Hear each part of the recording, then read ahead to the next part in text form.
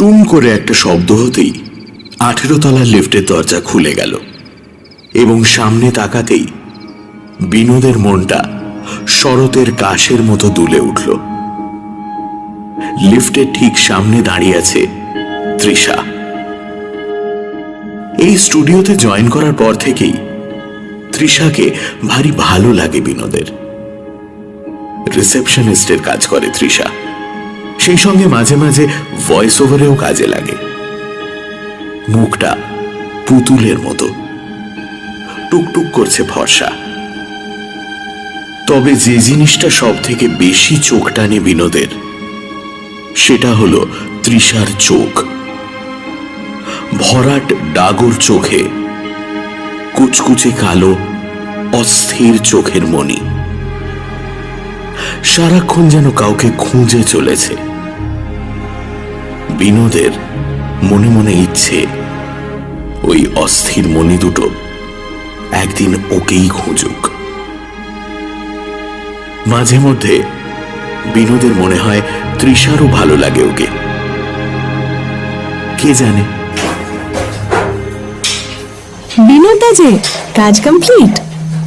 দা শুনতে ভালো লাগে না বিনোদের। ওকে কি বন্ধু ভাবতে পারে না তৃষা? কাষ্ঠ হাসি হাসে বিনোদ।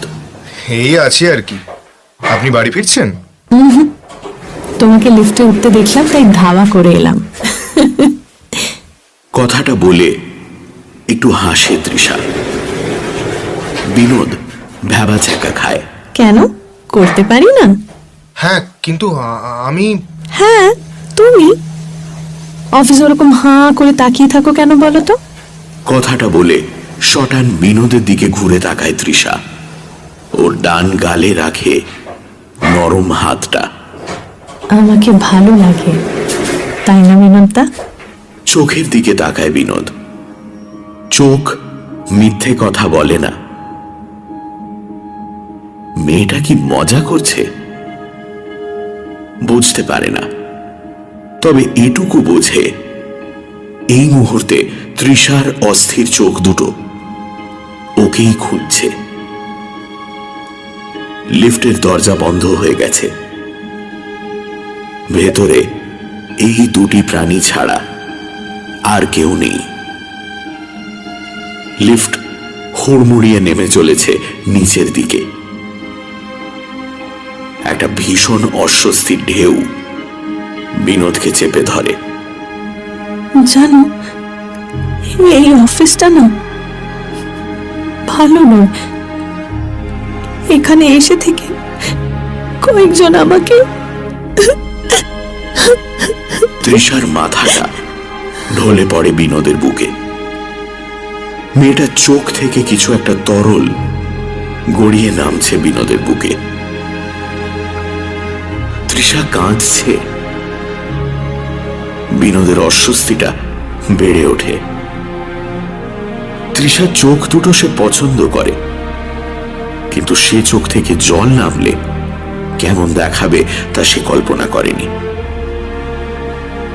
সে লিফট থেকে কোনো মতে বের হতে চায়,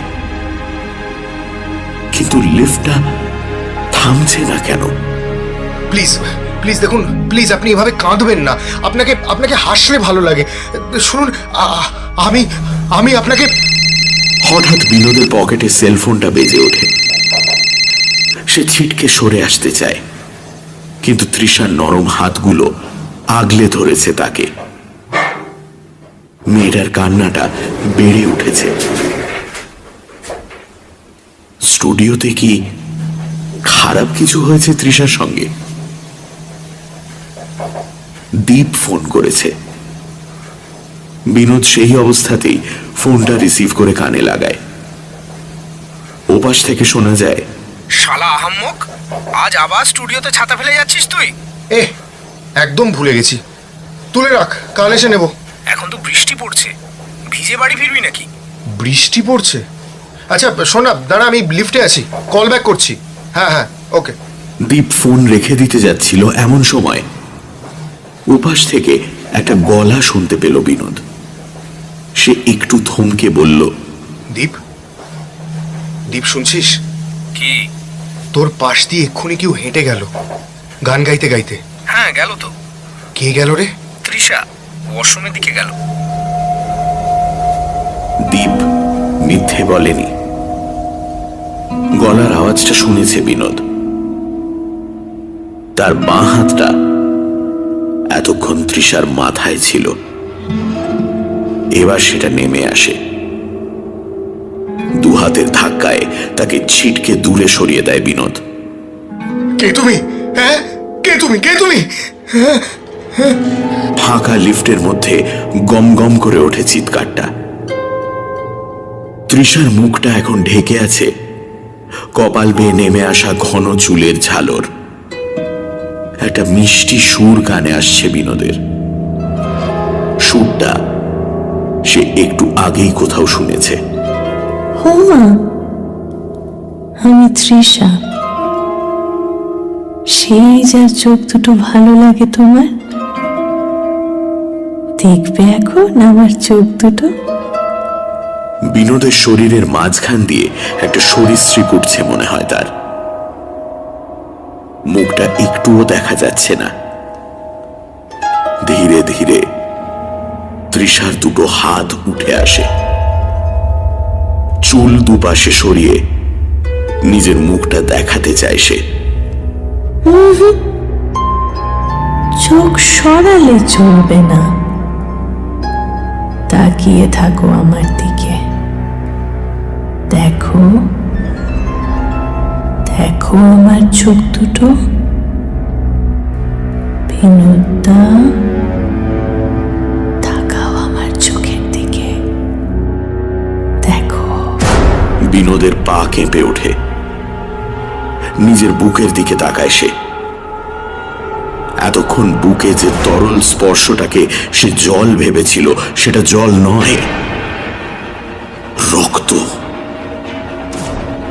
মাঝখান থেকে চিরে চুল দুদিকে ভাগ করছে তৃষা। তাকিয়ে আছো তো? তাকিয়ে আছো?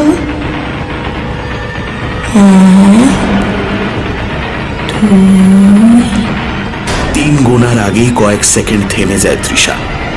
তারপর এক ঝটকায় সরিয়ে ফেলে সমস্ত চুল।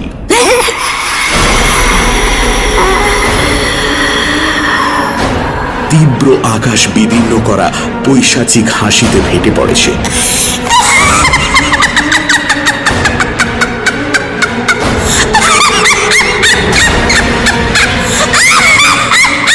একটু আগে যে হাসি দেখতে চাইছিল বিনোদ, তার ঘন হরিণ চোখের মণিটা এখন উধাও।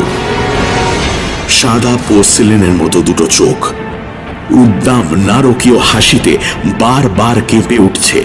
কালো চেরা দাগে ভরে যাচ্ছে মুখ। তৃষার শরীরটা বদলে যাচ্ছে অন্য কিছুতে। একটু আগের সেই মিহি সুরটা বেড়ে চলেছে।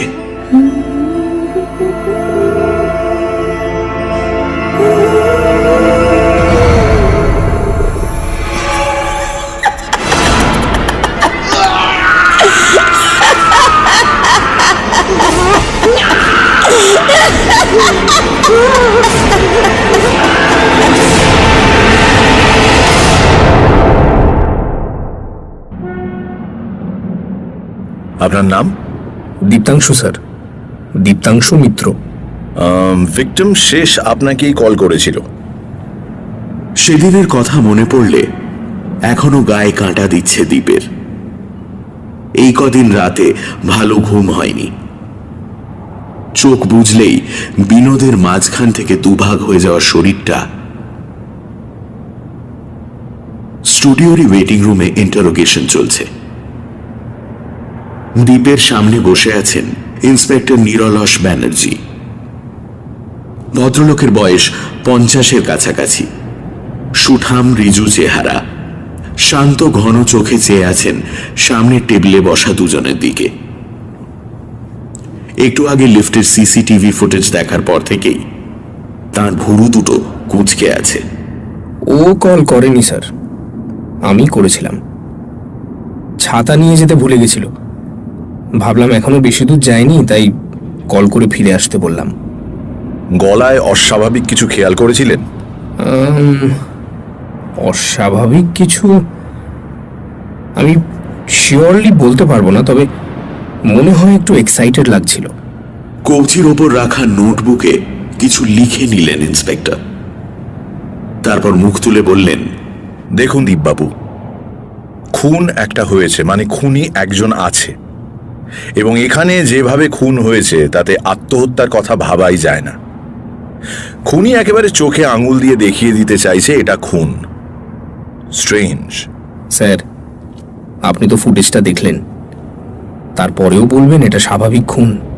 অলৌকিক কিছু সাজেস্ট করতে চাইছেন? ফুটেজ যা দেখা যাচ্ছে সেটা অ্যাবসার্ড বটে, কিন্তু অলৌকিক ছাড়াও তার ব্যাখ্যা দেওয়া যায়। ফুটেজে আমরা দেখছি সেদিন সন্ধে 7:15-তে 18 তলা থেকে লিফটে ওঠেন বিনোদবাবু। সে সময় লিফটে তিনি একাই ছিলেন। তবে ওঠার পর থেকেই তিনি অস্বাভাবিক আচরণ শুরু করেন। দেখে মনে হয় যেন তার সঙ্গে অন্য কেউ আছে, কারো সঙ্গে কথা বলতেও শোনা যায়, অথচ স্পষ্ট দেখা যাচ্ছে লিফট ফাঁকা। আমরা ধরে নিতে পারি কোনো রকম মানসিক সমস্যা ছিল তার, হ্যালিউসিনেশন। এর কিছুক্ষণ পর লিফটের আলো নিভে যায় এবং মিনিট 10 আলো বন্ধ থাকে। আলো জ্বলে উঠতে দেখা যায় বিনোদবাবুর দেহ লিফটের মেঝেতে পড়ে আছে এবং শরীর মাঝখান থেকে দুভাগ করে কাটা। কোয়াইট আ গোর।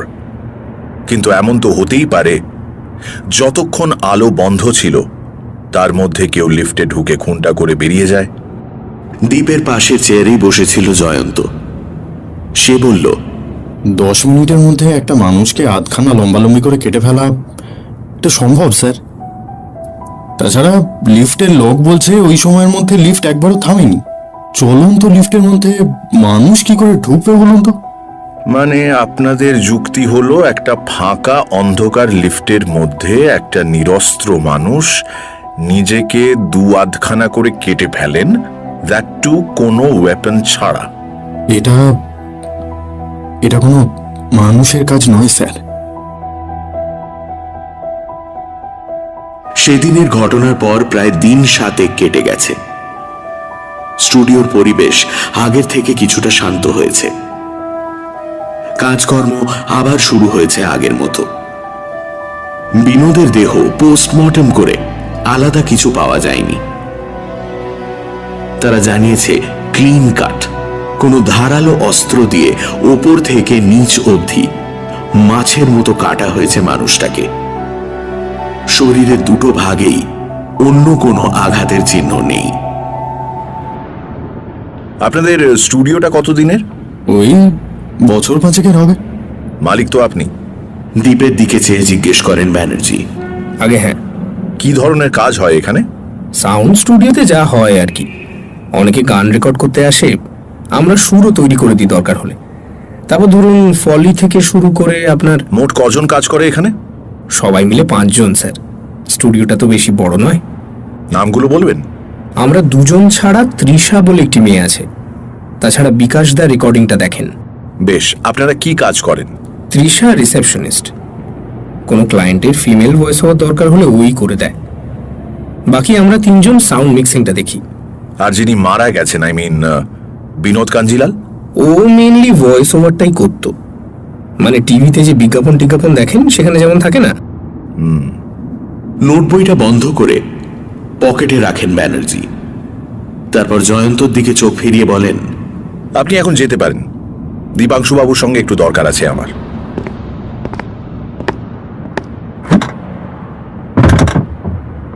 জয়ন্ত বেরিয়ে যেতে ব্যানার্জি দ্বীপের দিকে ফেরেন। দেখুন, এটা যে হোমিসাইড তাতে সন্দেহ নেই। যেহেতু স্টুডিওর বিল্ডিংয়েই হয়েছে এবং বিল্ডিংয়ের দারোয়ান বাইরে থেকে কাউকে লিফটে উঠতে দেখেনি, তাই আপনাদের 4 জনের কেউই সন্দেহের বাইরে নন। আপনাদের ফোন নাম্বার আর ঠিকানাগুলো একটু লাগবে আমার। বাকিদের নাম্বারগুলো দিচ্ছি, কিন্তু আমার ফোনটা না কদিন হলো সার্ভিস সেন্টারে দিয়েছি। কল রিসিভ করতে পারবো না। সারাতে দিয়েছেন কেন? ওই একটু প্রবলেম হচ্ছে স্যার। কল রিসিভ করলেই কখনো মিউট, আবার কখনো নিজে থেকেই কল রেকর্ড শুরু হয়ে যাচ্ছে। কিছুটা এগিয়ে বসলেন ইন্সপেক্টর। মানে আপনার সঙ্গে বিনোদবাবুর কলটাও রেকর্ড হয়ে থাকতে পারে? দীপের চোখ দুটো বিস্ফারিত হয়ে ওঠে। হ্যাঁ স্যার, হতে পারে, আমার একদম খেয়াল ছিল না। যদি হয়ে থাকে তাহলে ওই রেকর্ডিংটা আমার চাই। ফোনটা ঠিক হয়ে এলেই আমি আপনাকে। না, এক্ষুনি লাগবে আমার। সার্ভিস সেন্টারের নাম্বার আছে? এই রে, আমার কাছে তো নেই, কিন্তু ইন্টারনেটে খুঁজলে পাওয়া যাবে। লুক ফর ইট, তারপর কল করে বলুন ওটা এক্ষুনি পাঠিয়ে দিতে। দীপ দ্রুত ল্যাপটপ টেনে নিয়ে সার্চ করতে শুরু করে। ব্যানার্জি ঘর থেকে বাইরে বেরিয়ে গোটা স্টুডিওটা ভালো করে ঘুরে দেখতে থাকেন।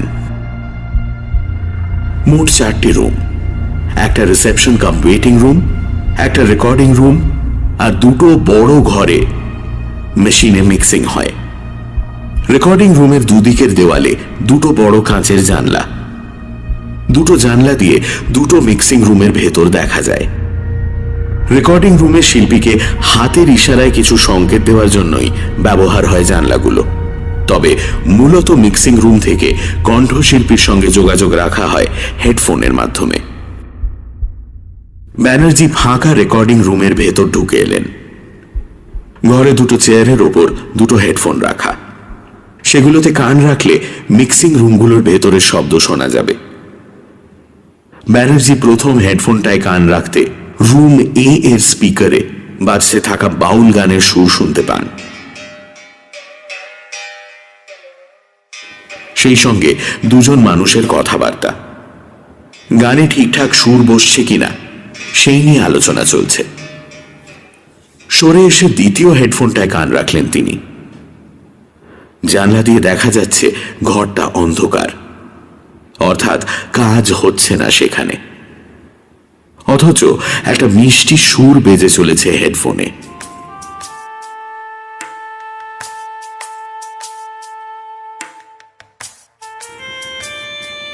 সুরটা চালিয়ে রেখেই কি কেউ ঘর অন্ধকার করে চলে গেছে? হঠাৎ ব্যানার্জির মনে হলো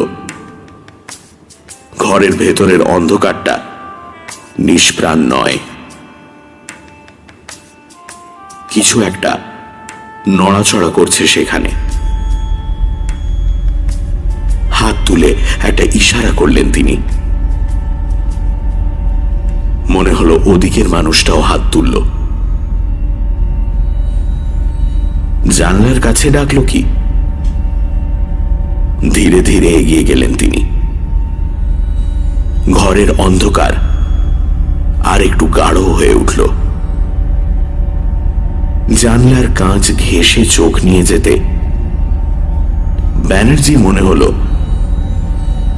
জানলার ঠিক ওপারেই একটি মেয়ে দাঁড়িয়ে আছে, তবে কোন দিকে তাকিয়ে আছে বোঝা যাচ্ছে না, কারণ তার গোটা মুখটা চুল দিয়ে ঢাকা। সেই সুরটা এখন আর শোনা যাচ্ছে না, তার বদলে ফিস ফিস করে কি যেন বলে চলেছে মেয়েটা। মন্ত্র পড়ছে কি? ভারী গা ছমছম করে গলাটা শুনলে। একটু আগেই দীপ্তাংশু বলে ছেলেটা বলছিল এখানে সিনেমার কি সব কাজও হয়।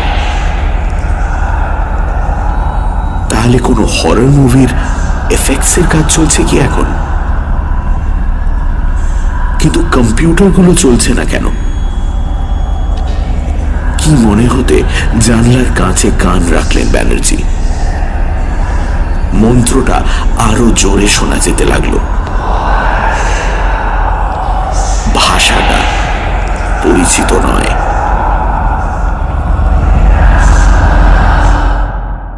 হঠাৎ থেমে গেল সব শব্দ।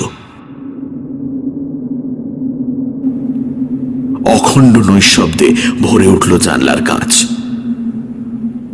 কয়েক সেকেন্ড অপেক্ষা করলেন ব্যানার্জি।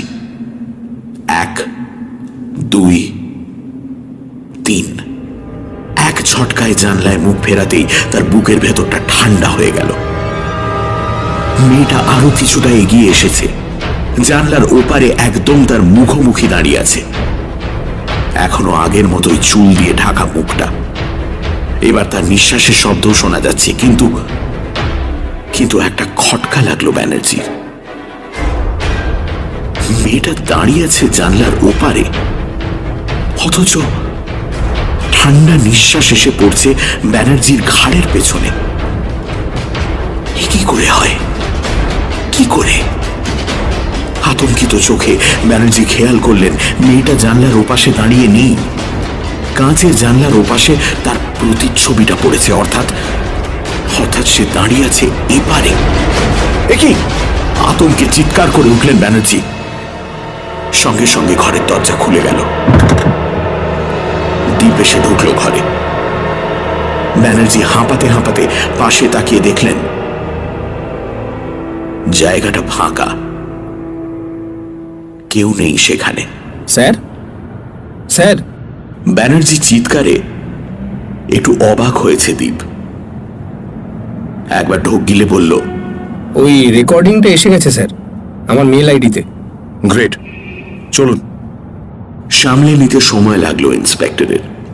রিসেপশনের দিকে এগোতে এগোতে বললেন, আচ্ছা, মিক্সিং রুম বি তে কোনো কাজ হচ্ছে আপনাদের?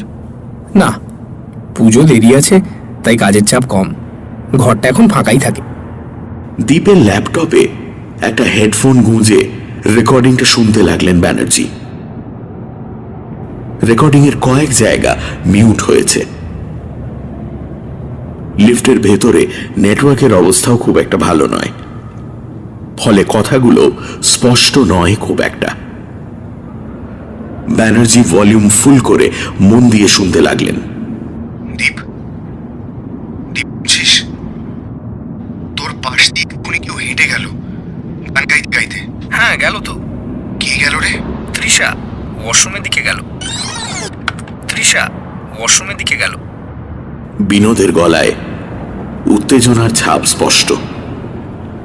রেকর্ডিং এর একটা জায়গায় আটকালেন ব্যানার্জি। দীপ এপার থেকে তৃষার নাম বলতেই আচমকা কথা থামিয়ে দিল বিনোদ। ধরা আতঙ্কিত গলায় একটা প্রশ্ন করল, কে তুমি? হ্যাঁ, কে তুমি? কে তুমি? অর্থাৎ লিফটে কেউ ছিল ওর সঙ্গে, নাকি এটাও হ্যালুসিনেশনের অঙ্গ? আবার প্লে করতে অন্য একটা জিনিস কানে এলো ব্যানার্জির। একটা মিষ্টি সুর। বিনোদের ফোন তো এখনো ধরা আছে, তাও সুর ভেসে আসছে কোথা থেকে? তার থেকেও বড় কথা, সুরটা ব্যানার্জির চেনা। একটু আগেই বি স্টুডিও থেকে এই সুরটাই ভেসে আসছিল।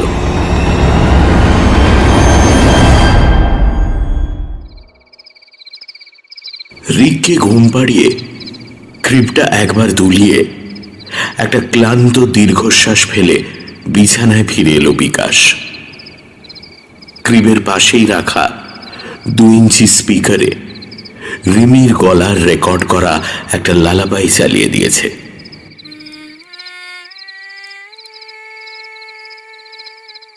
মায়ের গলা পেয়েই মনে হয় একটু শান্ত হয়েছে রিক। রাত হতে মাকে দেখতে না পেয়ে পাড়া মাথায় করছিল ছেলেটা। আপাতত ঘুমিয়ে পড়েছে। নিশ্চিন্ত হয়ে বিছানায় ফিরে এসে হাত পা ছড়িয়ে শুয়ে পড়ে বিকাশ। আজ সারাদিন একটা বড় অডিও প্রজেক্টের রেকর্ডিং ছিল। টানা 8 ঘন্টা স্পিকারের অত্যাচার চলেছে কানের কাছে। কোনো যান্ত্রিক শব্দই এখন আর সহ্য হচ্ছে না। ফোনটাও সাইলেন্ট করা, কেবল লালাবাইটা কানে আসছে। ভারী মিষ্টি করে গান গাইতে পারে রিমি। শুনতে এতটুকু বিরক্ত লাগছে না। জানলা দিয়ে একবার বাইরে তাকালো সে। ওদের ফ্ল্যাটটা 11 তলায়, ফলে আশেপাশের ঘরবাড়ি প্রায় কিছুই চোখে পড়ে না। একটা অতিরিক্ত বেড়ে ওঠা নারকোল গাছ রাতের হাওয়ায় মাথা দোলাচ্ছে কিছু দূরে। তাছাড়া জানলার গোটাটা জুড়েই কালচে লাল আকাশ। নারকেল গাছটার মাথা দোলানো দেখতে দেখতে ঘুম পায় বিকাশের। এসি চলছে, চাদরটা গায়ের ওপর টেনে নেয়। বিকাশের শরীরটা লম্বা, ফলে পায়ের খানিকটা বেরিয়ে থাকে বিছানার বাইরে। সেখান পর্যন্ত চাদর পৌঁছয়নি। ঘুমিয়ে পড়েছিল বিকাশ। হঠাৎ মনে হলো নরম ছোঁয়া লাগলো ওর পায়ের বেরিয়ে থাকা অংশে। মনের ভুল নয়, বিকাশ নিশ্চিত। কিন্তু কে স্পর্শ করবে ওকে? বাড়িতে তো রিক ছাড়া কেউ নেই। মনের ভুল নাকি কেউ ঢুকলো ঘরে? কে? কোনো উত্তর এলো না। সে বিছানা ছেড়ে উঠে পড়ল। এগিয়ে গিয়ে দরজাটা দেখলো একবার। না, টাইট করে বন্ধ করা আছে সেটা। আবার বিছানায় ফিরে যাচ্ছিল। ক্রিমের মধ্যে চোখ বাড়ালো একবার। ছেলেটা ঘুমানোর সময় মুখ দিয়ে শব্দ করে, কিন্তু এখন এত নিস্তব্ধ লাগছে কেন? এতক্ষণে রিমির লালাবাই শেষ হয়ে গেছে। ক্রিমের পাশের ছোট ফ্ল্যাশ ড্রাইভে পরের ফাইল প্লে করছে স্পিকারটা।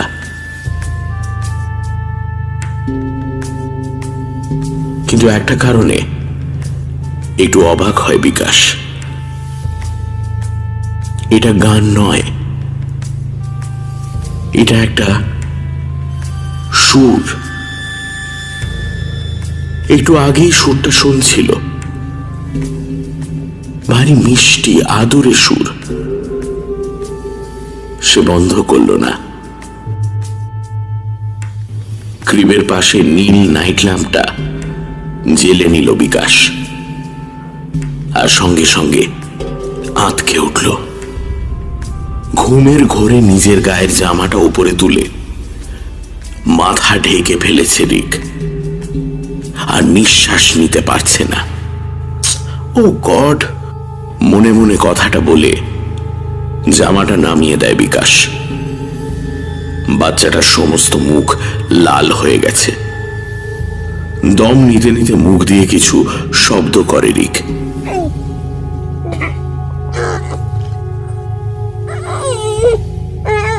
কি ভেবে বিকাশ খুলে নেয় জামাটা।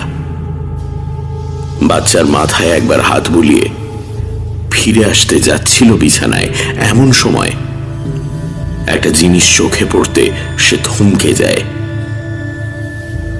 ক্রিবের গদির ওপর হাত দুটো দিয়ে বারবার আঁচড় কাটছে রিক, গায়ের সমস্ত শক্তি দিয়ে একটানা। ওইটুকু বাচ্চার আঁচড়েও গর্ত হয়ে যায় তোষকে। দ্রুত পকেট থেকে ফোন বের করে রিমির নাম্বারটা ডায়াল করে বিকাশ।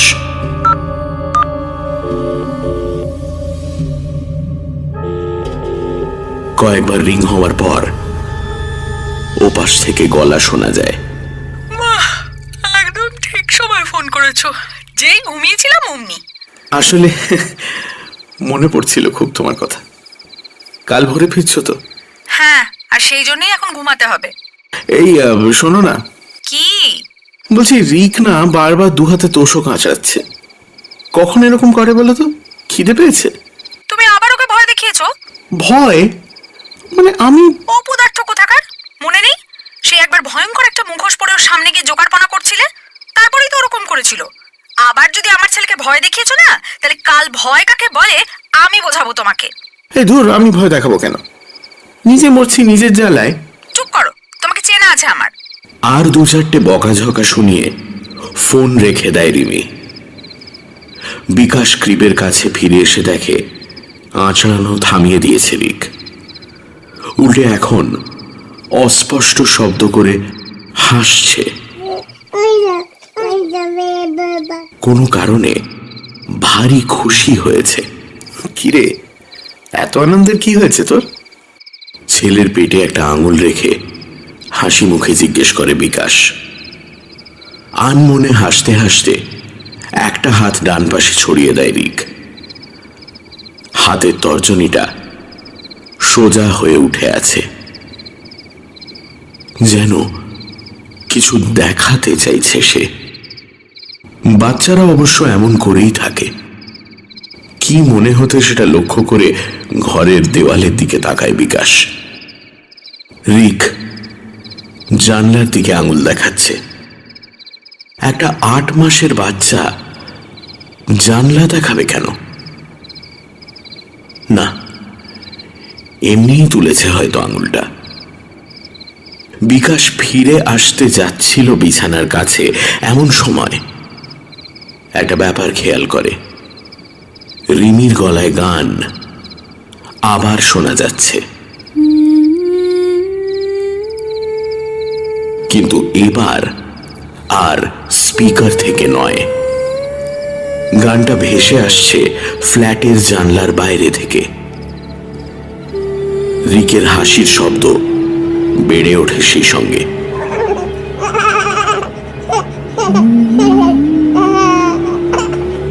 শ্বাস বন্ধ করে জানলার দিকে তাকায় বিকাশ। কাঁচের জানলার নিচে থেকে একটু একটু করে উপরে উঠে আসছে একটা মানুষের মাথা। চুল, চোখ, মুখ। এই মুখ বিকাশ চেনে, রিমি। কিন্তু 11 তলার জানলায় বিকাশের দিকে দৃষ্টি স্থির করে গেয়ে চলেছে রিমি। মুখে মৃদু হাসি। ডান হাতটা উপরে তুলে হাতছানি দিল। জানলাটা খুলতে ইশারা করল। বিকাশ মন্ত্রমুগ্ধের মতো এগিয়ে গিয়ে খুলল জানলাটা। তুমি এখানে এভাবে? তুমি তো বললে দেখতে ইচ্ছে করছে আমাকে, বলনি? হ্যাঁ, কিন্তু বিকাশের মনে হলো এবার ও জ্ঞান হারাবে।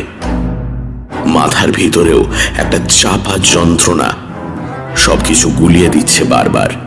বাইরে দাঁড়িয়ে থাকবো? ভিতরে আসতে বলবে না? জানলা থেকে সরে দাঁড়ায় বিকাশ।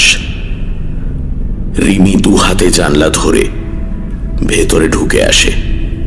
আমার না খুব খিদে পেয়েছে জানো। কথাটা বলতে বলতে এগিয়ে যায় রিকের দিকে। রিকের হাসিটা এখন অস্বাভাবিক শোনাচ্ছে।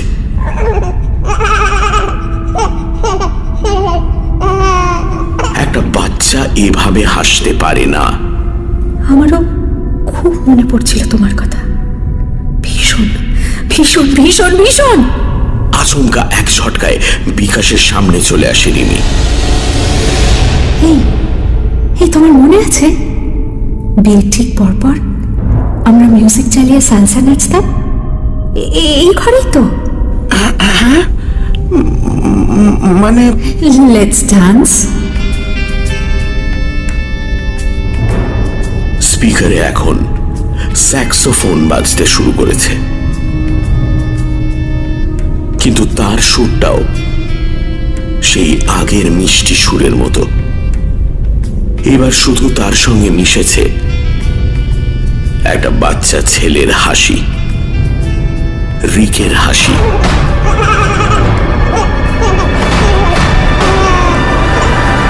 বিকাশের কোমরে 2 হাত রাখে রিমি। কিশোরী মেয়ের মতো উচ্ছল দেখায় তাকে। খলখলিয়ে হেসে ওঠে সে।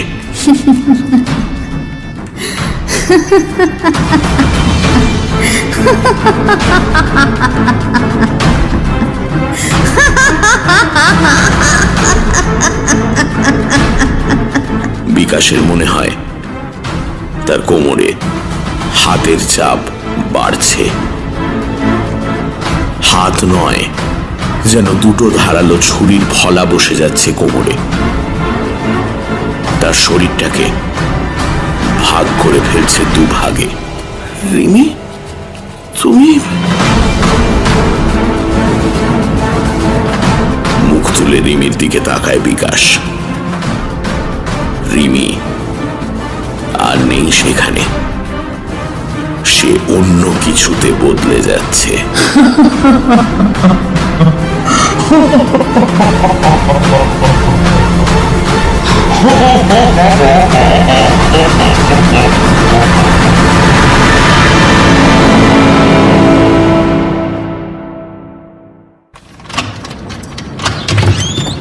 দরজা খুলে অবাক হয়ে গেলেন নিরলস ব্যানার্জি। দরজার ওপাশে যে মানুষটা দাঁড়িয়ে আছে তাকে তিনি আগেও দেখেছেন, কিন্তু তার মুখ চোখের অবস্থা যে এরকম হতে পারে তা তিনি আগে কল্পনা করেননি। ছেলেটার চোখ দুটো কোটরে ঢুকে গেছে, সেই কোটরে রাত জাগা কালির ছাপ, মুখে না কাটা গোঁফদাড়ির জঞ্জাল, আর কলারটা কাঁধের দিকে ঢুকে আছে। বোঝা যায় এই কদিনে কিছু একটা ভাবনা তাকে পাগল করে তুলেছে। এ কি, আপনি এখানে? না মানে স্যার, আপনার আপনার ফোন নাম্বারটা নেওয়া হয়নি, নাহলে আগে ফোন করে আসতাম। আমার একটা স্বীকারোক্তি দেওয়ার আছে স্যার। ভেতরে আসুন, তারপর কথা বলছি। দরজা ছেড়ে সরে দাঁড়ালেন ব্যানার্জি। দীপ ভেতরে আসতে দরজাটা বন্ধ করে তাকে বসার ঘরে একটা চেয়ার দেখিয়ে দিলেন। ধোয়া মুখ তোয়ালে দিয়ে মুছতে মুছতে দীপের সামনে চেয়ারে এসে বসে বললেন, বলুন, কি বলার আছে? স্যার, বিনোদ আর বিকাশের মৃত্যুর জন্য আমি দায়ী স্যার। আপনার বক্তব্য রেকর্ড করতে পারি? দীপের ক্লান্ত মুখে একটা হাসি ফুটে ওঠে। তা পারেন, কিন্তু সে রেকর্ডিং কারো হাতে গেলে আমি জেলে যাব কিনা জানি না, তবে অ্যাসাইলামের টিকিট নিশ্চিত। নিজের স্মার্টফোনের রেকর্ডিং বাটন অন করে টেবিলে রাখেন ব্যানার্জি। তারপর মুখ তুলে বলেন, হোয়াট এভার। নিন, বলুন এবার। একবার গলা খাঁকারি দিয়ে বলতে থাকে দীপ, ছোট থেকেই দেখছি আমাদের পরিবারের সঙ্গে মিউজিকের একটা বড় যোগাযোগ রয়েছে। আমার দাদুর বাবা, তিনি ছিলেন ভারত বিখ্যাত মিউজিশিয়ান, নাম বললে চিনতেও পারবেন।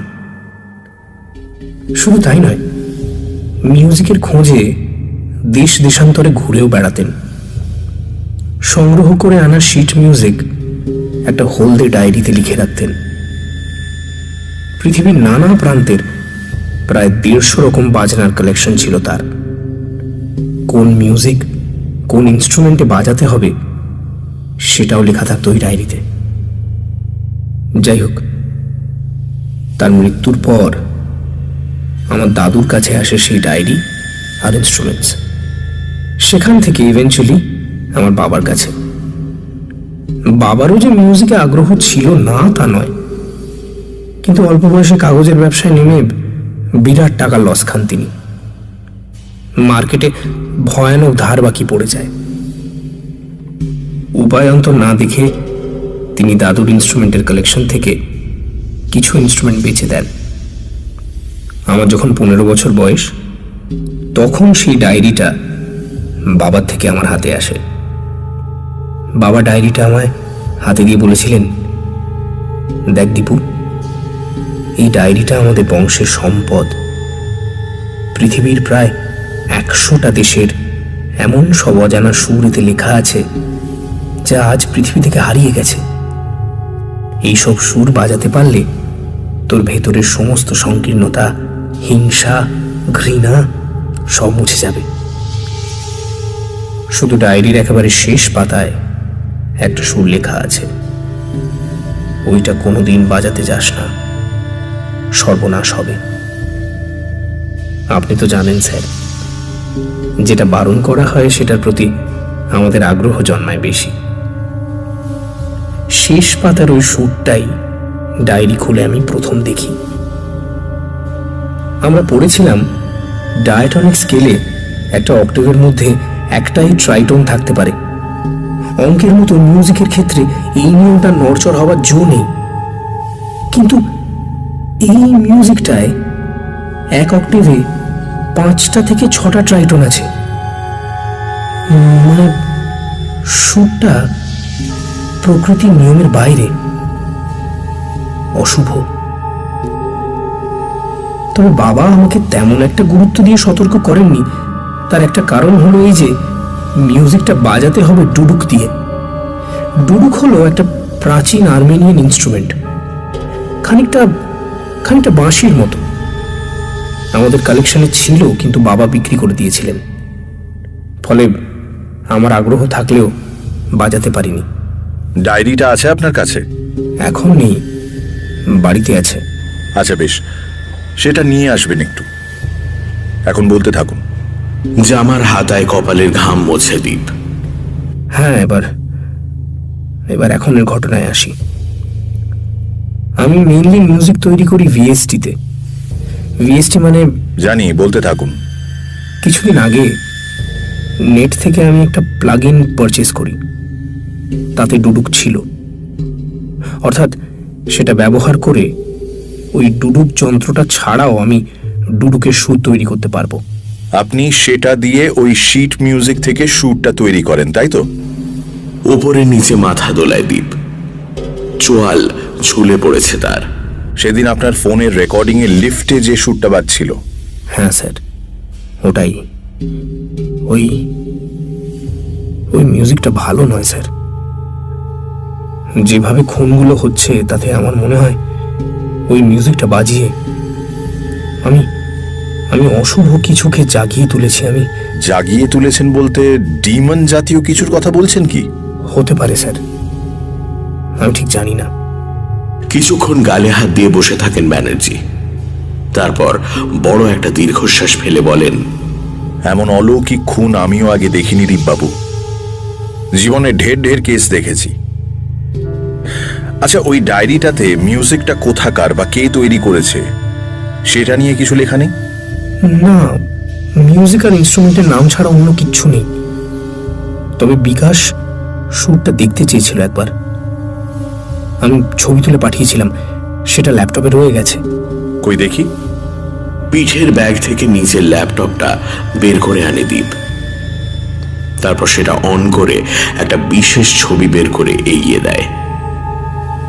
ডায়েরির একটা হলদে হয়ে যাওয়া পাতা, তার উপর লাইন টেনে টেনে শিট মিউজিকের সিম্বল আঁকা আছে। এর মাথা মুন্ডু কিছুই বোঝেন না ব্যানার্জি, কেবল একটা ব্যাপারে চোখ আটকায়।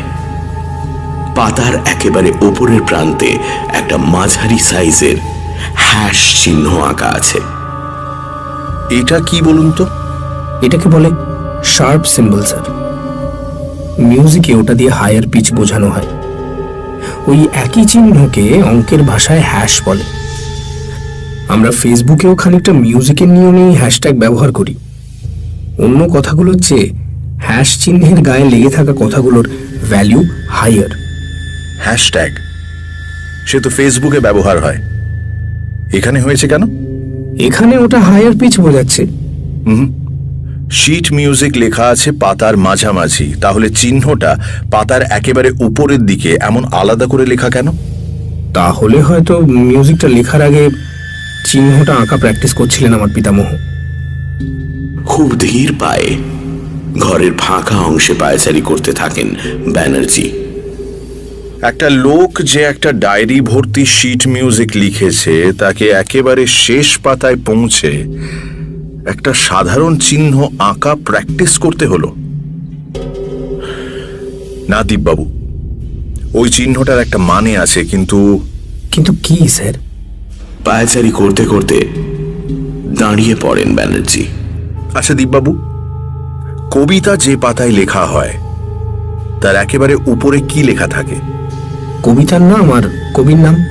সে তো এখন, আজ থেকে কয়েকশো বছর আগে যখন কবিরা রাজারা সভায় ভাড়া খাটতেন, তখন তাদের নাম লেখা হতো কবিতার মধ্যে।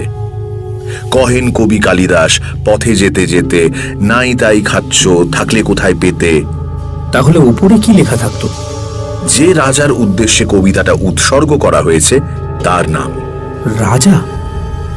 মানে এখানে? আপনার ডিমান। প্রায় ছিটকে সোফা থেকে সরে আসে দীপ। স্যার স্যার, আমার খেয়ালই ছিল না এই হ্যাশ চিহ্নটা এসেছে একটা পৌরাণিক ডিমনের থেকে। হ্যাঁ, গ্রিকরা ওই ডিমনকে বোঝাতে এই চিহ্ন ব্যবহার করত। ডিমনের নাম বিলেত। কথিত আছে বিলেত যেখানে যায় সেখানেই বিশেষ কোনো সুর বাজতে থাকে।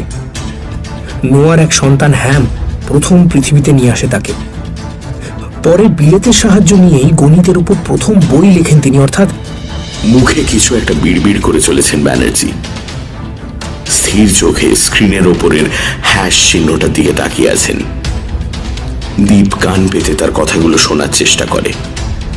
দুটো মানুষ খুন হয়েছে, একজনকে লম্বালম্বি কাটা হয়েছে, অন্যজনকে আড়াআড়ি। হ্যাশ? না স্যার, সেটা তো যোগ চিহ্ন হচ্ছে। হ্যাশ মানে তো। একটা কাগজ টেনে তার উপর একটা যোগ চিহ্ন আঁকেন ব্যানার্জি। তারপর সেই চিহ্নটা ডান দিকের উপরের কোণে আর একটা যোগ চিহ্ন। কাগজ জুড়ে একটা অতিকায় হ্যাশ ফুটে ওঠে। মানে একইভাবে আরো দুটো খুন হতে চলেছে।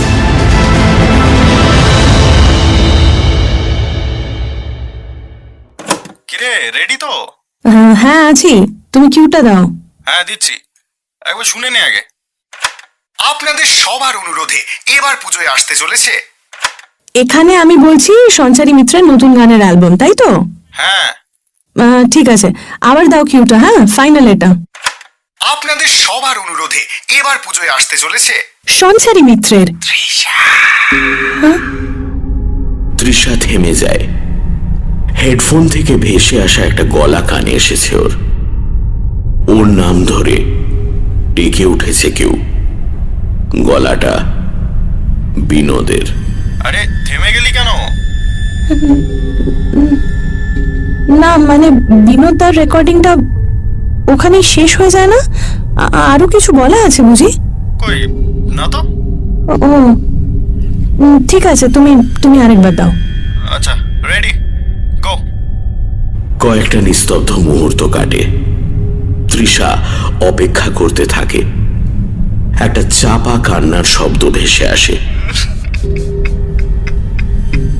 তৃষার বুকের ভেতর দিয়ে ঠান্ডা স্রোত নামতে লাগলো। বিনোদ কাঁদছে। খুব চাপা স্বরে কিছু কথাও বলছে যেন সে। চোখ বন্ধ করে তৃষা দুহাতে হেডফোন চেপে ধরে। আমাকে এভাবে মেরে ফেললে তৃষা, তৃষা, আমাকে এভাবে মেরে ফেললে। কান থেকে হেডফোনটা ছুঁড়ে ফেলে দিয়ে চোখ খোলে তৃষা, আর সঙ্গে সঙ্গে বুঝতে পারে গোটা ঘরের আলো নিভে গেছে। শুধু অদ্ভুত একটা শব্দ ভেসে আসছে কোনো একটা কোণা থেকে, যেন নিষ্প্রাণ মৃত একটা শরীরের থেকে টপ টপ করে ফোঁটা ফোঁটা রক্ত পড়ছে। যার শরীর সে গুনগুনিয়ে একটা সুর ভাঁজছে।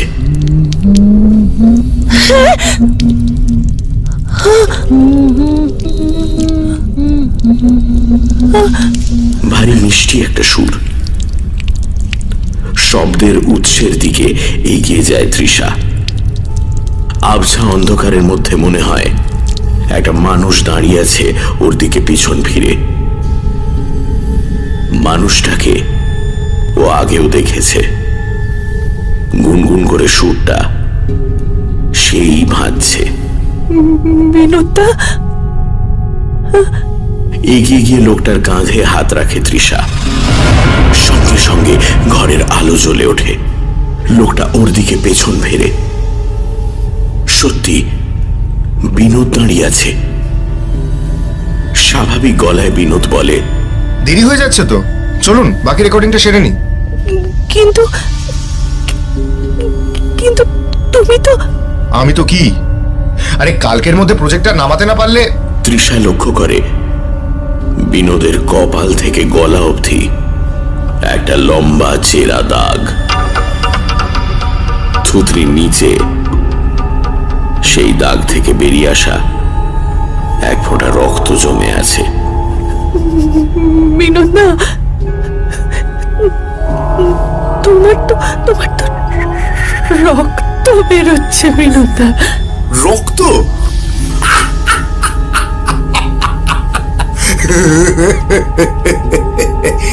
কি করব বল, এমন করে কেটেছিস আমার শরীরটাকে। রক্ত? আমি এসব তুমি কি বলছো বিনোদা? তুই মনে নেই না? তৃষার অস্থির চোখ কিছু একটা খুঁজতে থাকে বিনোদের মুখে। আবার ঘরের আলো নিভে আসে। কেবল বিনোদের শরীরটাকে একটা সাদা স্পটলাইট ঘিরে থাকে যেন। বিনোদের পরের কথাগুলো পাথরের পাঁজর থেকে উঠে আসা। ঠান্ডা একটা বাতাস ঘিরে ধরে তৃষাকে। তোর জন্যই সব শেষ হয়ে গেল আমার। আমার আমার শরীরটাকে কেটে দুভাগ করে ফেললি তুই তৃষা। আমার শরীরটাকে কেটে দুভাগ করে ফেললি তুই। বিনোদের সাদা শার্টের পেটের কাছটা রক্তে লাল হয়ে যায়। তারপর বুক, তারপর গলা। প্রচন্ড যন্ত্রণায় চিৎকার করে ওঠে বিনোদ। তৃষা দুহাতে মুখ ঢেকে ফেলে।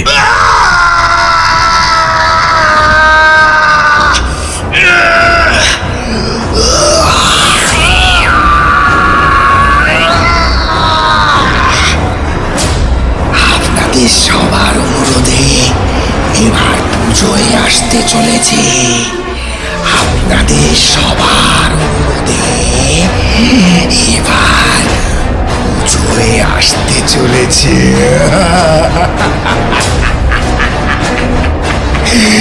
আপনাদের সবার অনুরোধে এবার পুজোয় আসতে চলেছে।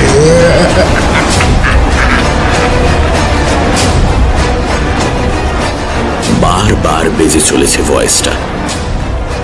তৃষা হাঁপাতে হাঁপাতে চারপাশে তাকায়।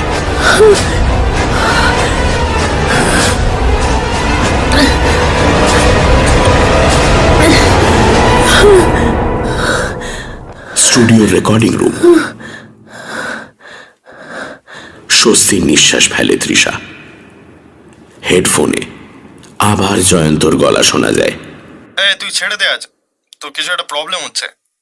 পাশের ছোট টুল থেকে বোতল নিয়ে এক ঢোক জল গলায় ঢালে তৃষা।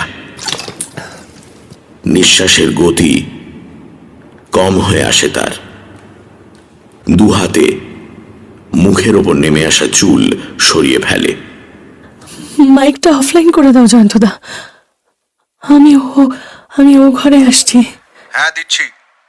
তৃষা ঘর থেকে বেরিয়ে আসতে যাচ্ছিল, হঠাৎ খেয়াল করে একটু আগে হ্যাঁ দিচ্ছি কথাটা জয়ন্ত নয়, বিনোদের গলা থেকে এসেছে। এগিয়ে এসে দুটো রুমের মাঝের জানলায় চোখ রাখে তৃষা। একটা আতঙ্কের ঢেউ তার শরীরটাকে ছিটকে দেয় জানলার দিকে।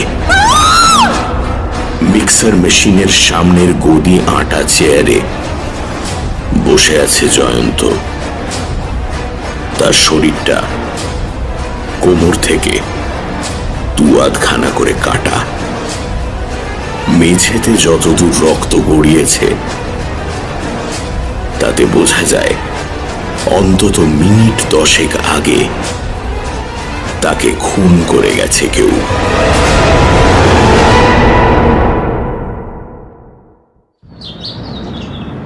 এই মুহূর্তে কে কে আছে আপনাদের স্টুডিওতে? জানি না, এখন নতুন কোনো প্রজেক্ট হাতে নিচ্ছি না আমরা। তবে আগের কয়েকটা পেন্ডিং পড়ে আছে, ওগুলো কি? জয়ন্ত বলছিল তৃষাকে দিয়ে ওগুলো কমপ্লিট করিয়ে নেবে। কখন? জানি না, ওদের কাছে আলাদা চাবি থাকে। আমার কাছে এই কদিন ফোন নেই বলে ব্যানার্জির কপালে বিন্দু বিন্দু ঘাম দেখা দেয়। পরের টার্গেট কে আমরা জানি না, কিন্তু আপনাদের স্টুডিওর কেউই নিরাপদ নয়। পকেট থেকে মোবাইল ফোন বের করে জয়ন্তর নাম্বারটা ডায়াল করে Banerjee.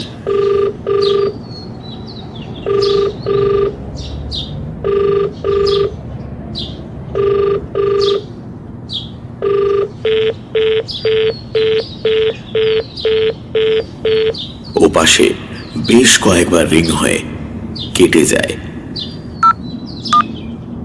The subscriber is currently switched off. Please try after some time.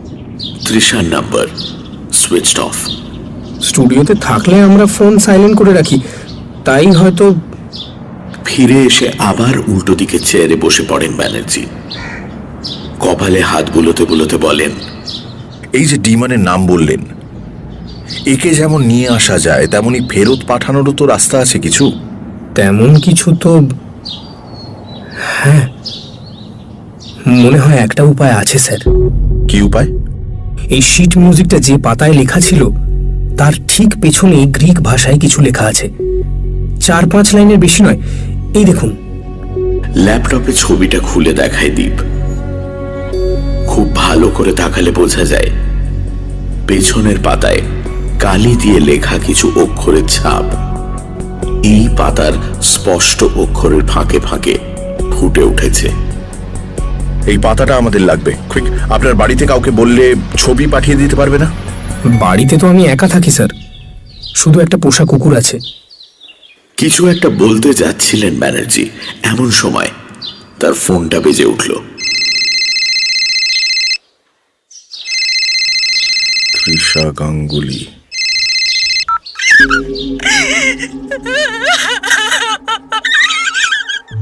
Trisha Ganguly,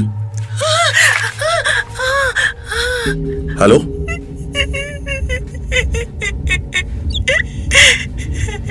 sir, sir, আপনি যত তাড়াতাড়ি পারেন এখানে চলে আসুন স্যার। আপনি শান্ত হন, বলুন কি হয়েছে? Jayanta is dead sir. জয়ন্তকে মেরে ফেলেছে, কেউ খুন করেছে, ওকে খুন করেছে স্যার। আপনি স্টুডিওতে? শুনুন শুনুন, আপনি স্টুডিও থেকে বেরিয়ে লোকজনের মাঝে কোথাও দাঁড়ান, আমি এক্ষুনি যাচ্ছি। ফোনটা ওপাশ থেকে কেটে যায়। ব্যানার্জি দ্রুত পায়ে বেডরুমের দিকে এগোতে এগোতে বলেন, মিস গাঙ্গুলিকে বাঁচানো দরকার, আগে আপনার স্টুডিও তারপর বাড়ি। মিনিট 10 মধ্যে গাড়িতে স্টার্ট দেন ব্যানার্জি। দীপ উঠে বসে তার পাশের সিটে। এতক্ষণে সন্ধে নামতে শুরু করেছে ব্যস্ত কলকাতার বুকে। জনবহুল রাস্তার বুক ছিঁড়ে দৌড়তে থাকে গাড়িটা।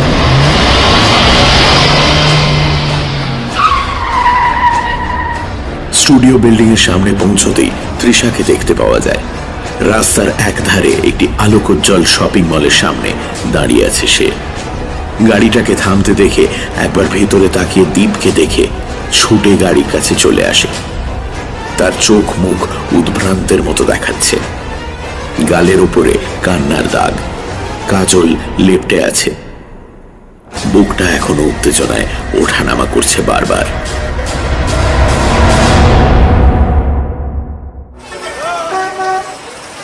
Trisha, get in, get in, get in. Deep গাড়ি থেকে নেমে তাকে পেছনের সিটে বসিয়ে দেয়। তার মুখে কোনো কথা ফুটছে না, শরীরটা কেঁপে কেঁপে উঠছে বারবার। জয়ন্ত কিছু একটা প্রশ্ন করতে যাচ্ছিল দীপ। ব্যানার্জি হাত দেখিয়ে থামিয়ে দেন তাকে। উনি উত্তর দেওয়ার অবস্থায় নেই দীপবাবু। আমি থানায় ফোন করে দিয়েছি, ওরা জিপ নিয়ে আসছে। আপনি বুঝতে পারছেন না স্যার, ওরা ভাববে। না, ভাববে না। একটা গোটা মানুষকে দু আধখানা করে ফেলার শক্তি মিস গাঙ্গুলির গায়ে নেই। সার্কামস্ট্যান্সিয়াল এভিডেন্স কিছুই মিলবে না, but she needs to come up with a story. Google ম্যাপে দীপের বাড়ির লোকেশন দেখে ড্রাইভ করতে থাকেন ব্যানার্জি। দীপ রিয়ার ভিউ মিররে দেখে বারবার জ্ঞান হারিয়ে ফেলছে তৃষা। সে মুখ ফিরিয়ে বাইরে তাকিয়ে থাকে। বুকের ভেতর থেকে একটা চাপা কান্না ঠেলে বেরিয়ে আসে তার। এই সব কিছুর জন্য সে একা দায়ী। ওই সুরটা না বাজালেই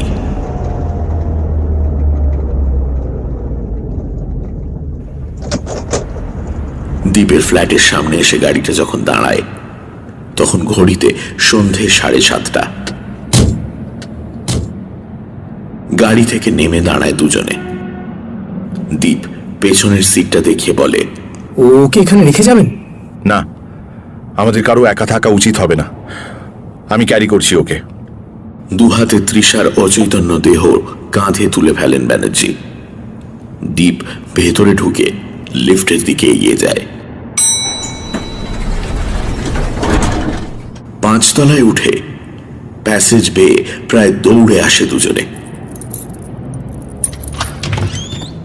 দীপ চাবি দিয়ে দরজা খুলে ফেলে। একটা মিশকালো দেহ ভেতর থেকে ঝাঁপিয়ে পড়ে ওর উপরে। একটা জার্মান শেপার্ড। সারাদিন ঘরে বন্দি থাকে কুকুরটা। দরজার কাছেই বসে মনিবের জন্য অপেক্ষা করে হয়তো। দীপ মাথায় হাত বুলিয়ে দিতে শান্ত হয় সে। ল্যাজ নাড়াতে থাকে খুশি হয়ে। ব্যানার্জি সোফার উপর শুইয়ে দেন তৃষাকে। কোথায় আছে ডায়েরিটা? এই ভেতরের ঘরে, আসুন আমার সঙ্গে আসুন। ডাইনিং রুম পেরিয়ে ছুটে যায় ওরা। কুকুরটাও দীপের পেছনে পেছনে আসে। ছোট একটা ঘরের ভেতরে ঢুকে আসে দীপ। এ ঘর ভর্তি শুধু বই। 3 দিকে দেওয়ালে থরে থরে সাজানো বই। তার কয়েকটা খসে এসে পড়েছে মেঝেতে। একদিকের মেঝেতে শোয়ানো আছে একটা গিটার, একটা ভায়োলিন, তার পাশেই কয়েকটা পুরনো খাতা। বিছানার ওপর একটা গীতবিতান খুলে রাখা আছে।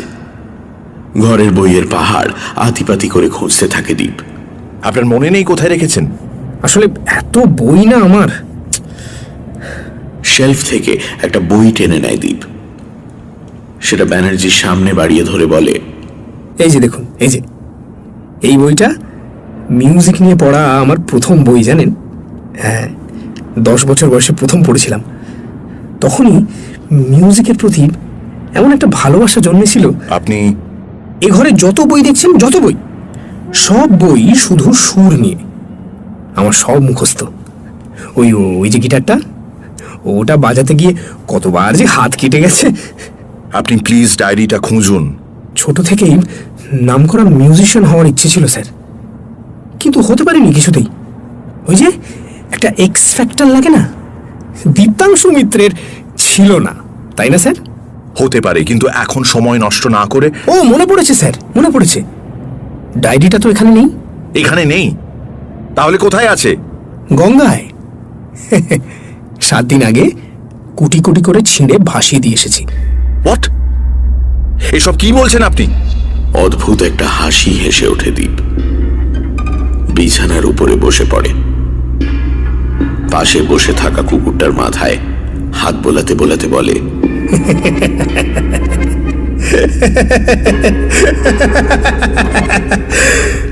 বুঝলেন না? আরে ওই দুটো পাতাই তো আমার এক্স ফ্যাক্টর। আর নিজের এক্স ফ্যাক্টর কি অন্য কাউকে দিতে আছে স্যার? ব্যানার্জি এগিয়ে যান দীপের দিকে, কিন্তু তার আগেই কুকুরটা রুখে দাঁড়ায়। মুখ দিয়ে হিংস্র গড়গড় শব্দ বেরিয়ে আসে তার। এই আপনি একটু ঘরের বাইরে যান তো, যান। কুকুরটা এগোতে থাকে ব্যানার্জির দিকে। ব্যানার্জি পিছিয়ে এসে দরজার বাইরে চলে আসেন। দীপ ঘরের ছিটকিনি তুলে দেয়। তারপর জানলার কাছে এসে দাঁড়িয়ে বলে, বাকি কথা এই জানলা দিয়ে বলুন না হয় স্যার, এখনো খানিকটা সময় আছে। ঘড়ির দিকে তাকায় দীপ। তারপর পিছিয়ে গিয়ে আবার বিছানায় বসে পড়ে। সময় স্যার মিউজিকের জন্য ভারী ইম্পর্টেন্ট জিনিস। টেম্পো বোঝেন তো? জানেন 1 সেকেন্ডের মধ্যে কতগুলো বার অফ নোটস যাবে সেটা বুঝতে হয় খুব ভালো করে। হ্যাঁ, আপনি প্লিজ এসব পাগলামি ছাড়ুন। ভুলে যাবেন না ওই স্টুডিওতে আপনিও কাজ করেন।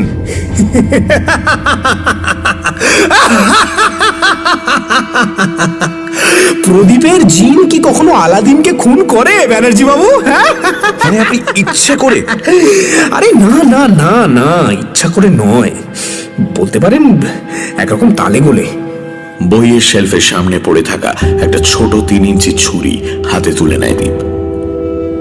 সেটার প্রান্ত বরাবর হাত বোলাতে বোলাতে বলে, আপনাকে তো আগেই বলেছি স্যার, মিউজিক নিয়ে আমার বিস্তর পড়াশোনা থাকলেও ওই এক্স ফ্যাক্টরটা আমার ছিল না। নিষিদ্ধ শিট মিউজিকটা বাজানোর ইচ্ছে ছোটবেলা থেকেই ছিল।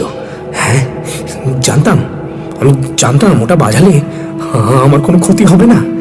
যুক্তিটা খুব সহজ, আপনিও একটু ভাবলেই ধরতে পারবেন। বেথেলকে প্রথম জায়গায় হ্যাম এবং তার সাহায্যেই সে বই লেখে, মানে আলাদিনের ওপর প্রদীপের জিন সদয় হন। কিন্তু আমার ভয় ছিল অন্য কারোর তো ক্ষতি হতে পারে। হ্যাঁ হ্যাঁ হ্যাঁ হ্যাঁ, তো এই অবস্থায় আমার স্টুডিওর এক এমপ্লয়ির ওপর আমার বিশ্রী রকমের ভালোবাসা জন্মায়। ওই যাকে আপনি কাঁধে করে নিয়ে এলেন, ওই যে তার কথাই বলছি। কিন্তু সে তো আমাকে পাত্তাই দেয় না, পাত্তাই দেয় না। উল্টে তার দৃষ্টি পড়ে আমারই অফিসের আরেক এমপ্লয়ি বিনোদের ওপর। শালা, আমার একদিন ভারী রাগ হলো জানেন। ভাবলাম মিউজিকে ঠিক কি হয় সেটা বিনোদকে দিয়েই পরীক্ষা করে দেখা যাক না হয়। তো মিউজিকটা বানিয়ে আমি বিনোদকে শোনালাম, হোয়াটসঅ্যাপ করলাম। হোয়াটসঅ্যাপ, আমরা মিউজিশিয়ানরা আনপাবলিশড মিউজিক জেনারেলি কাউকে শুনতে দিই না, ফলে বিনোদের কাছ থেকে ওটা অন্য কোথাও যাওয়ার কোনো সম্ভাবনা ছিল না। বিনোদ মিউজিকটা শুনে টুনে অফিস থেকে বের হয়ে গেল। তখনও বুঝতে পারিনি ঠিক কি হবে। পরে যখন খবরটা পেলাম স্যার, আপনি আপনি একটা পিশাচ, আপনি একটা scoundrel, I'll kill you like a pig. ব্যানার্জির কথাটা কানেই গেল না দীপের। সে আগের মতোই বলে চলল, এই বিনোদকে খুন করার পর থেকে আমার না একটা অদ্ভুত নেশা ধরে গেল জানেন। ভাবুন, ছোট থেকে আমার মিউজিককে কেউ পাত্তা দেয়নি। আমার ভেতরে এত শিক্ষা, অধ্যাবসায়, আমার ডায়েরিতে ইতিহাস পাল্টে দেওয়ার মতো একটা সুর ধরা আছে, অথচ আমি একটা মাঝারি মাপের স্টুডিওতে আলফাল গায়কদের জন্য ট্র্যাক বানাই। আমার ভেতরের শিল্পীটা জেগে উঠল স্যার। একটা আস্ত মানুষকে মেরে ফেললাম, স্যার, অথচ কেউ জানতে পারলো না। কেউ জানতে পারলো না, কেউ সন্দেহ করতে পারলো না। কে বলেছে আমার সুরে জাদু নেই? কে বলেছে আমার মধ্যে এক্স ফ্যাক্টর নেই? আমি ঠিক করলাম আমি আরো খুন করব, আরো ছড়িয়ে দেব আমার সুর। জানেন তো, চ্যারিটি বিগিনস এট হোম। আমার তো হোমে কেউ নেই, অতএব স্টুডিও। বিকাশের হোয়াটসঅ্যাপে পাঠিয়ে দিলাম সুরটা, বললাম নতুন বানিয়েছি, শুনে দেখ। পরদিন সকালে শুনলাম বিকাশ খতম। আমার নেশা আরো বেড়ে উঠল স্যার। ভাবলাম প্রাথমিক টেস্টিং শেষ, এবার জিনিসটা ভাইরাল করা যাক। ভাইরাল, তার আগে শেষ একবার পরীক্ষা। ইয়েস, জয়ন্ত, হ্যাঁ। ও ভালো কথা, আমার ম্যাগনাম ওপাসটা তো শোনানোই হয়নি আপনাকে স্যার। সেদিন শুনেছিলেন বটে, কিন্তু পুরোটা শোনেননি। পুরোটা না শুনলে আমার সুর কাজ করে না। না না না না স্যার, পালানোর চেষ্টা করবেন না। দরজা এখন পাস কি ছাড়া খুলবে না, আর ওটা শুধু আমি জানি। পকেটে হাত চালান ব্যানার্জি। তাড়াহুড়োতে অস্ত্রটা আনতে ভুলে গেছেন। আপনি আমাদের খুন করে বাঁচতে পারবেন না, এটা আপনার বাড়ি, আপনি আমাদের এখানে এনেছেন। আগে না, পুলিশ কিচ্ছু ভাববে না। একটা গোটা মানুষকে আধখানা করে ফেলার শক্তি মিস্টার মিত্রের নেই। সার্কামস্ট্যান্সিয়াল এভিডেন্স কিছুই মিলবে না। But I need to come up with a story. একটা রিমোট কন্ট্রোল জাতীয় যন্ত্র হাতে তুলে নেয় দীপ। সঙ্গে সঙ্গে গোটা ফ্ল্যাট জুড়ে লুকোনো স্পিকার থেকে একটি বিশেষ সুর গমগমিয়ে বেজে ওঠে।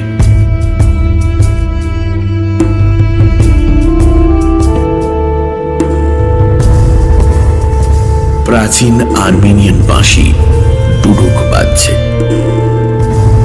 ভারী মায়াবী একটা সুর, প্রকৃতির নিয়ম অমান্য করে বেজে চলেছে সেটা। স্যার আপনাকে খুন করার ইচ্ছে ছিল না জানেন, আপনি মানুষটা খারাপ না, কিন্তু ওই যে সেদিন রেকর্ডিং এ শুনে ফেলেছিলেন মিউজিকটা, একটু খোঁজাখুঁজি করলেই দেখতে পাবেন মৃতদের সবার হোয়াটসঅ্যাপে ওই মিউজিক ফাইলটা আমি পাঠিয়েছি। কিভাবে খুনটা হয়েছে সেটা বুঝতে না পারলেও সন্দেহ তো নিশ্চয়ই করতেন। আমার হাতে যখন অস্ত্র আছে, লাইসেন্স আছে, তখন চালাবো না কেন বলুন তো? হ্যাঁ, আর মিস গাঙ্গুলি, তাকে তো তুমি নাকি ভালোবাসতে? না, প্রকৃত শিল্পী কাউকে ভালোবাসে না, ভালোবাসে শুধু তার আর্টকে, তার আর্ট। আর তাছাড়া ওর মৃত্যু পরোয়ানাতে তো আপনি সই করেছিলেন। আমি আপনাকে জিজ্ঞেস করেছিলাম ওকে গাড়িতেই রেখে যাবো কিনা। ব্যানার্জি বুঝতে পারেন পালানোর সব পথ বন্ধ হয়ে যাচ্ছে একটু একটু করে। মিষ্টি সুরটা ভয়াবহ কোনো অতি প্রাকৃত ছন্দে বেজে চলেছে এখন। শয়তানি হাসিটা এখনো লেগে রয়েছে দ্বীপের মুখে।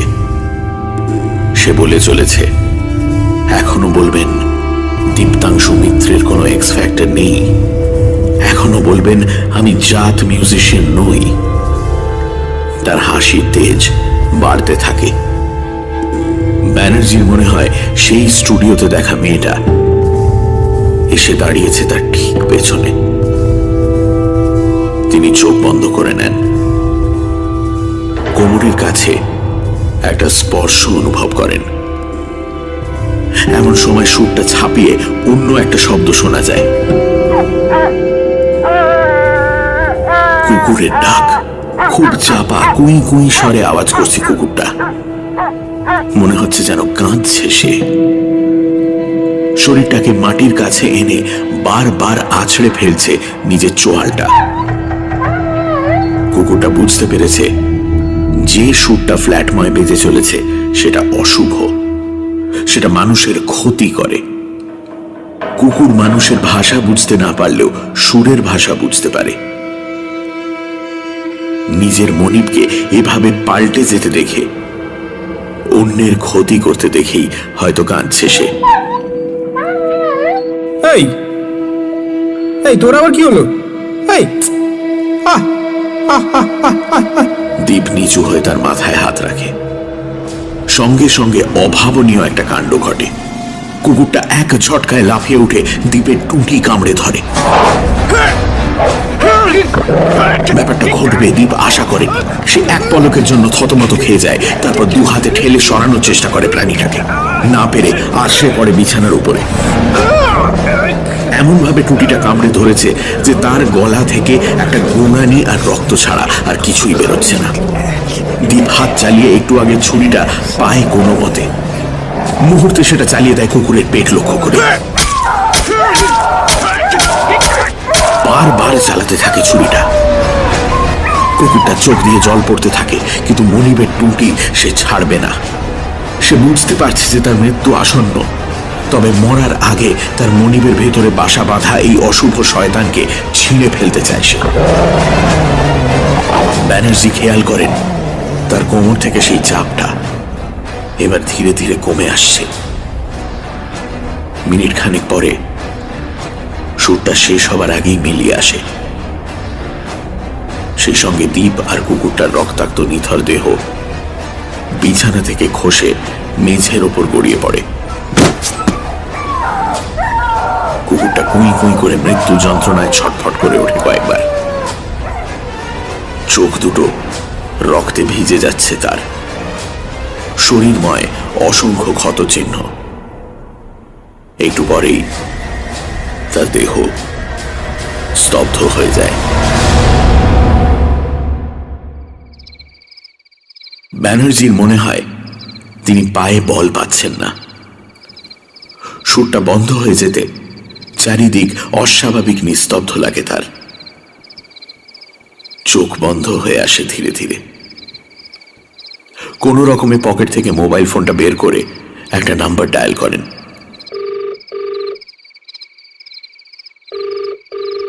ফোনটা রিসিভ হতে কোনো রেসপন্সের অপেক্ষা করলেন না তিনি।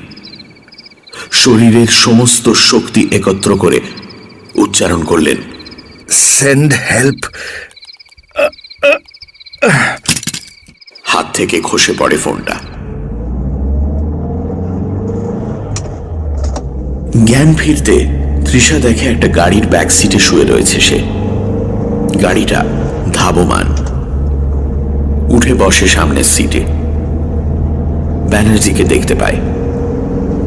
মনটাকে একটু শান্ত করে জিজ্ঞেস করে, কোথায় যাচ্ছি আমরা? আগে তোমাকে বাড়িতে ড্রপ করব, তারপর একটু থানায় যাব, দরকার আছে। আর দীপ, ও কোথায় গেল? ব্যানার্জি কিছুক্ষণ চুপ করে থাকেন। কলকাতার রাস্তায় এখন গাড়ি ঘোড়ার সংখ্যা কমে এসেছে।